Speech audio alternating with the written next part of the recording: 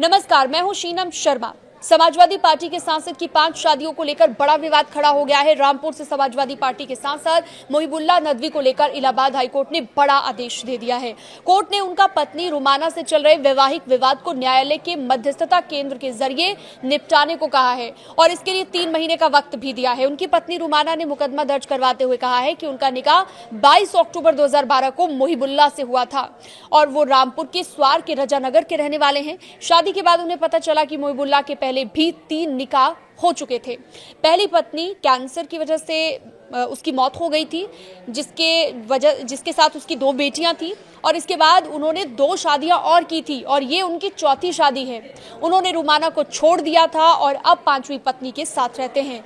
अब कोर्ट ने कहा है कि 55,000 रुपए जमा करने का आदेश कोर्ट ने दिया है। इसमें 30,000 रुपए महीना पत्नी रुमाना का भरण पोषण के लिए उसे हर महीने दिए जाएं।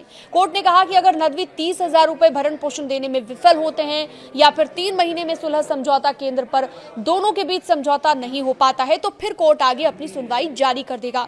इस मामले को मध्यस्थता और सुलह केंद्र की रिपोर्ट के साथ 3 महीने के बाद कोर्ट की बेंच के सामने मामले को रखा गया।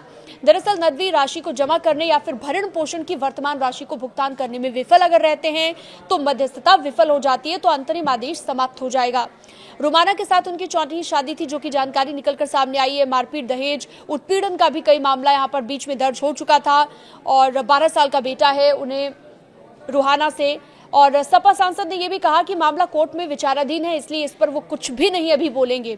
उन्होंने ये भी कहा कि मुझे रामपुर की जनता ने चुना है, मैं किसी विवाद में पड़ने की बजाय रामपुर की जनता के विकास के लिए ही काम करना चाहता हूं। इससे जुड़ी अन्य जानकारी के लिए आप हमारे साथ जुड़ सकते हैं। न्यूज़ 18 के डिजिटल प्लेटफॉर्म को आप सब्सक्राइब भी कर सकते हैं।